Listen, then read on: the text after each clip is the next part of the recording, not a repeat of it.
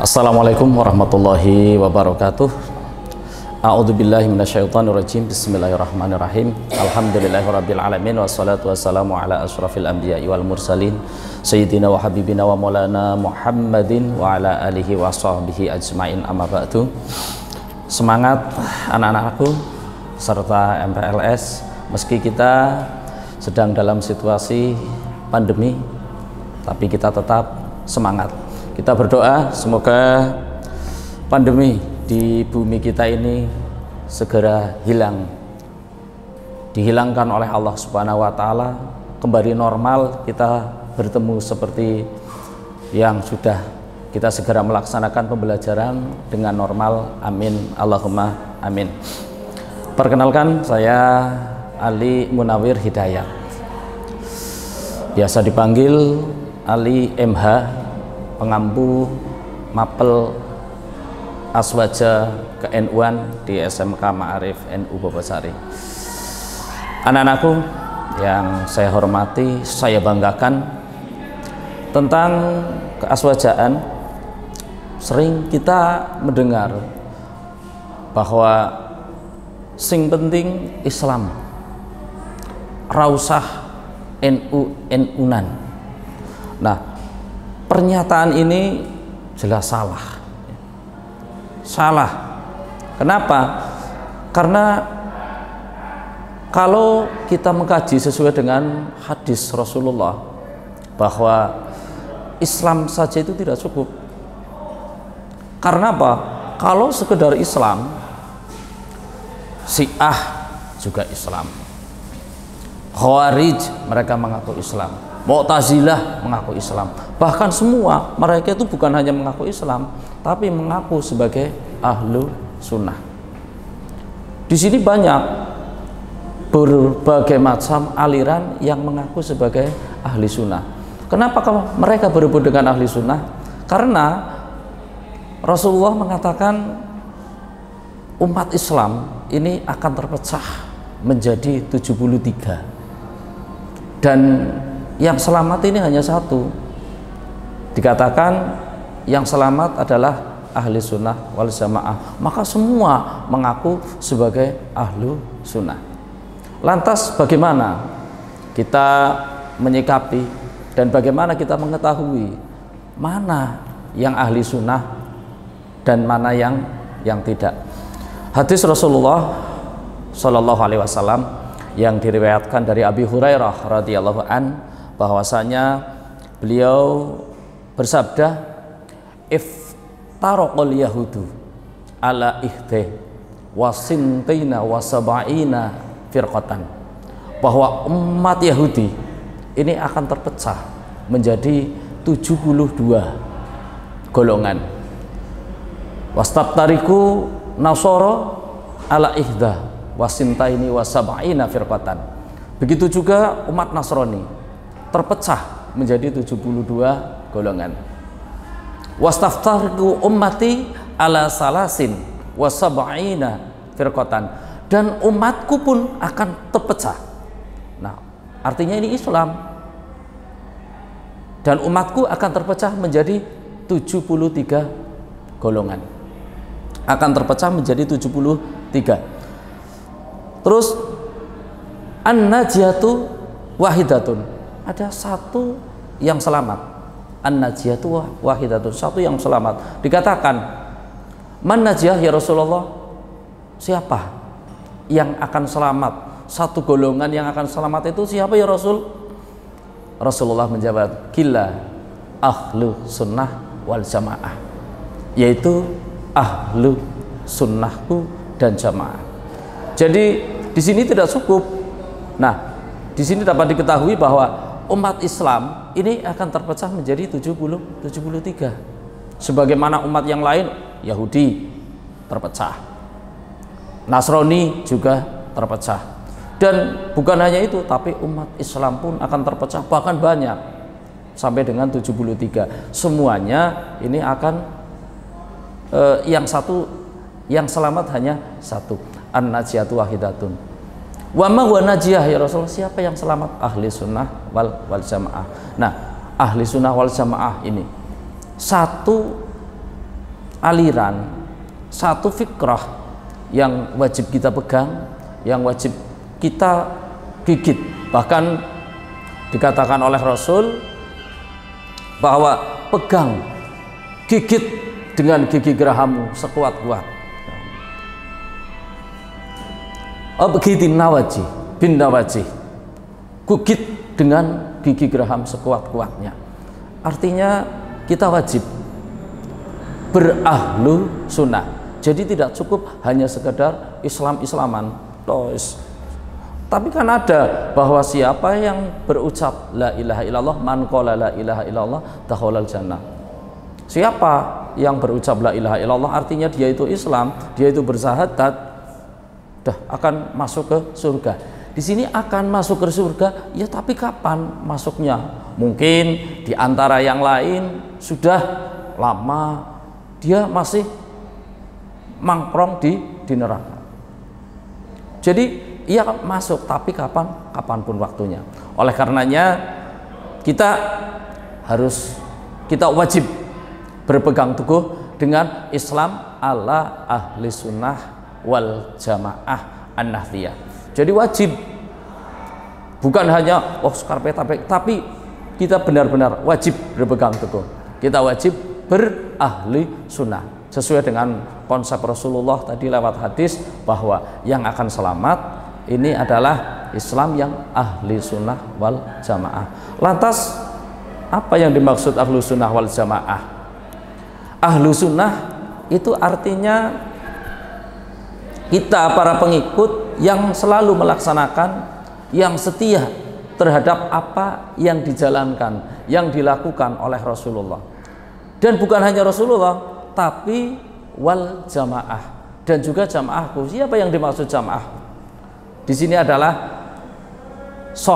sahabat. Dikatakan siapa yang ahli sunnah wal jamaah itu? Ya Rasul, yaitu ma'ana alaihil yaum wa sahabi, yaitu di mana yang saya ada di atasnya dan juga beserta para sahabat. Jadi yang namanya ahli sunnah wal jamaah tidak berpandangan sempit bahwa kita hanya boleh melakukan sesuatu yang dilakukan oleh Rasul, yang pernah dilakukan oleh Rasul. Segala sesuatu yang Rasul itu tidak pernah berarti bid'ah. Tidak seperti itu.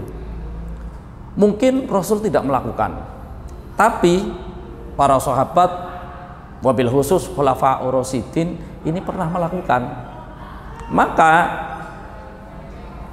ini termasuk golongan sunnah. Jadi boleh. Contoh banyak sekali. Yang gampang Al-Quran saja. Kalau kita berpedoman bahwa semua yang Rasulullah itu tidak melakukan kok itu dinamakan bid'ah, berarti kita banyak melakukan kebid'ahan. Bahkan kita membaca Al-Quran saja itu sudah menjadi bid'ah. Kenapa? Karena pada zaman Rasul kan tidak ada, belum ada Al-Quran yang sudah dibukukan seperti sekarang ini. Karena Al-Quran dibukukan menjadi kitab ini setelah masa kekhalifahan sahabat Utsman ibnu Affan. Pada zaman Rasulullah ya belum ada. Nah, kalau didefinisikan bahwa Rasul tidak melakukan, berarti yang kita lakukan tergolong bid'ah. Oleh karenanya di dalam NU, di dalam Nahdlatul Ulama, bid'ah ini terbagi menjadi dua. Ada bid'ah sayyi'at dan ada bid'ah hasanah. Jadi kalau kita bid'ahnya itu yang bid'ah yang hasanah, maka boleh. Oleh karenanya kalian anak-anakku semuanya yang soleh-solehah, ini kalian akan menjadi pejuang Nahdlatul Ulama, menjadi pejuang aswaja yang militan, yang sangat kami andalkan. Kalian wajib bersiap dengan pondasi yang kuat tentang keaswajaan. Anak-anakku yang kami hormati, saya banggakan, apa yang membedakan aswaja tadi dengan yang Islam bukan aswaja. Yang gampang kita temukan di masyarakat kita adalah kesunahan-kesunahan yang kadang oleh mereka kaum minhum menamakan kita sebagai ahlul bid'ah. Nah, contoh seperti manakiban atau sholawatan. Nah, seperti sholawat saja mereka membid'ahkan, padahal sholawat Allah sendiri itu yang memerintah, bahwa innallaha wa malaikatahu yusholluna ala nabi ya ayyuhalladzina amanu shollu alaihi wasallimu taslima. Innallaha, sesungguhnya Allah, wa malaikatuh, dan juga malaikat-malaikatnya itu yusholluna ala nabi, mereka itu bersolawat terhadap Rasul, terhadap Nabi. Ya ayyuhalladzina amanu shollu, maka kita pun diperintahkan untuk bersolawat. Terhadap kita yang melakukan sholawat justru malah dibid'ahkan. Kita pede. Kadang mereka para minhum yang senantiasa mengkafirkan kita, yang membid'ahkan kita, ini karena mereka belum mengaji baik tentang sejarah, apalagi tentang tasawuf, seperti yang dilakukan oleh para pelajar, para orang-orang NU atau orang Nahdliyah. Oleh karenanya kita wajib yakin bahwa yang kita laksanakan, yang kita lakukan ini adalah punya dasar semua. Bahkan ulama-ulama kita ini semuanya itu dalam bermadhab mereka dipesantrenkan, artinya ilmunya itu bernasab, ilmunya itu bersanad sampai kepada Rasulullah, bukan hanya lewat Google, bukan hanya lewat internet. Artinya keilmuan para ulama-ulama kita ini sangat dipertanggungjawabkan, bisa dipertanggungjawabkan, banyak sekali. Nah, ciri-cirinya pertama, dalam bermadhab atau dalam kaidah fikih, orang aswaja an-nahdhiyah, ahli sunnah wal jamaah an-nahdhiyah, di dalam berfikih bersyariat ini menganut kepada salah satu imam madhab, karena tidak mungkin kita bisa bertaklid sendiri. Jadi kita cukup bertaklid kepada imamul arba'ah, madzhabul arba'ah, kepada salah satu madhab yang 4. Boleh kepada Syafi'iyah, Hambaliyah, Malikiyah, Hanafiyah. Bisa kepada Imam Syafi'i, Imam Hambali, Imam Hanafi, Imam Maliki. Kalau di negara kita ini yang sangat berkembang pesat di antara madhab 4 ini adalah penganut Imam Syafi'i, dan kita itu nggak wajib kepada Imam Syafi'i. Yang terpenting kepada 4 imam madhab tersebut kita bertaklid, maka berarti kalau dia punya taklid, punya imam madhab dari salah satu imam madhab 4 ini, salah satu ciri ahli sunnah. Yang kedua, kepada dalam hal ilmu fikih itu kepada imam madhab 4, dan kalau kepada ilmu tasawuf ini kepada salah satu imam, bisa kepada Imam Junaidi Al-Baghdadi atau kepada Imam Abu Hamid Al-Ghazali atau Imam Ghazali. Jadi boleh kita bertasawuf seperti halnya thariqat, seperti halnya manaqib. Nah, itu yang berkembang di negara kita adalah melalui atau dikembangkan oleh 2 imam besar besar tersebut. Kemudian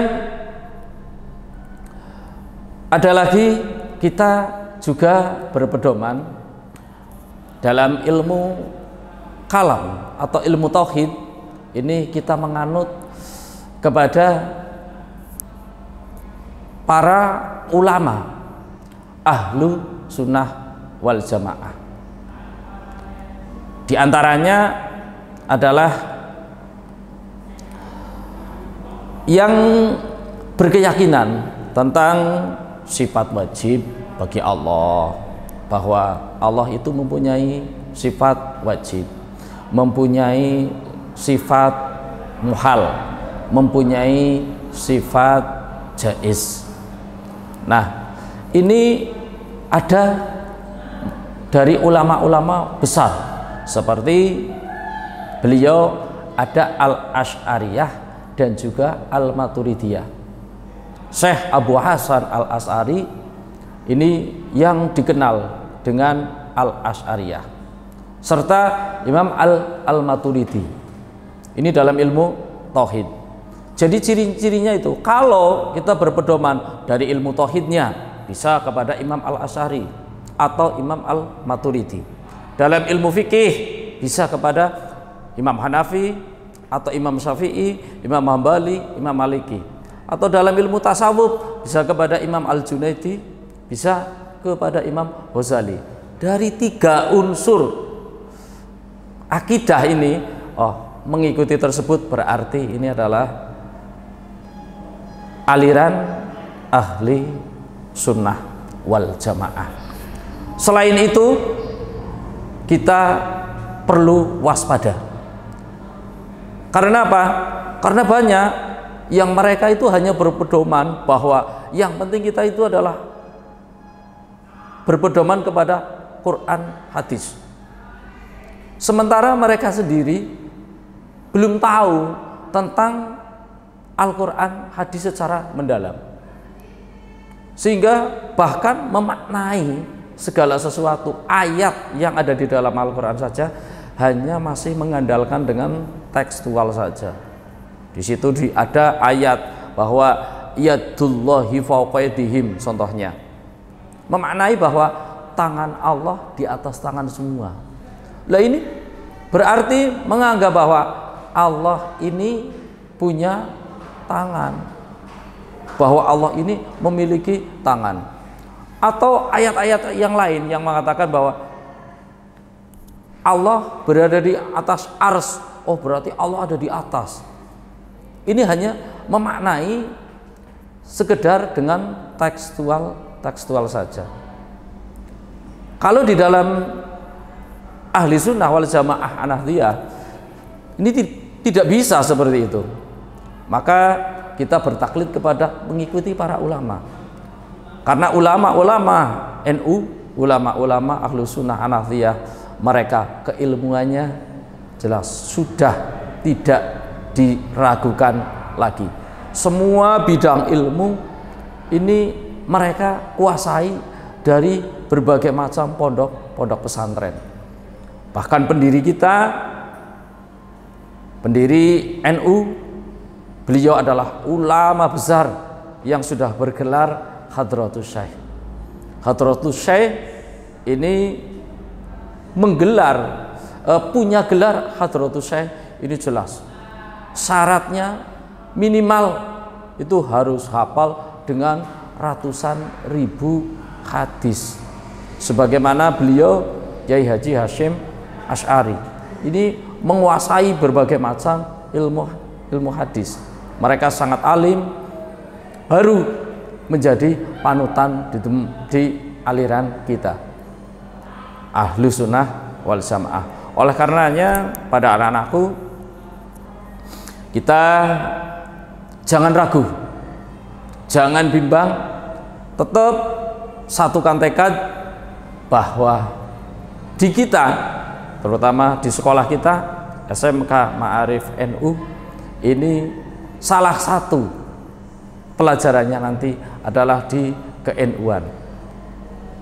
Juga pada ekstrakurikulernya ini jelas ada IPNU dan juga IPP NU, yang mana itu adalah wajib bagi semua siswa, bahwa semua siswa ini selain OSIS juga adalah IPNU, IPP, NU. Persiapkan diri kalian nanti setelah kita melaksanakan MPPLS lewat daring. Semoga nanti pada acara, pada pembelajaran berikutnya nanti kita sudah normal ya, di acara PPKM sampai dengan tanggal 12 Agustus ini tidak diperpanjang kembali, dan kita bisa bertemu langsung, kita bisa bertatap muka, belajar secara langsung, face to face, dan kita akan ketemu, belajar bersama untuk memperdalam keaswajaan kita di ilmu aswaja atau ke-NU-an kita, agar kita lebih yakin, kita lebih percaya diri apa itu NU, apa perjuangannya, apa landasan-landasan hukum, landasan dasar-dasarnya dari NU yang sangat kita banggakan. Jadi keberadaan NU, keberadaan Nahdlatul Ulama, keberadaan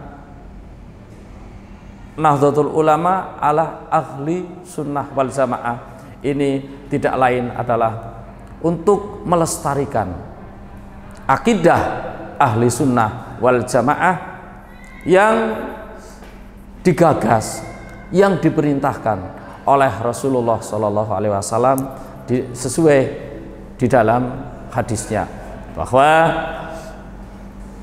yang akan selamat dari golongan Islam yang terpecah hanyalah satu, yaitu Islam ahlu sunnah wal jamaah. Dan kita berkeyakinan di Indonesia Islam ahli sunnah wal jamaah terwakili semua, yaitu di dalam organisasi kita tercinta, organisasi Nahdlatul Ulama, di mana semua konsepnya semuanya sudah berada di dalamnya.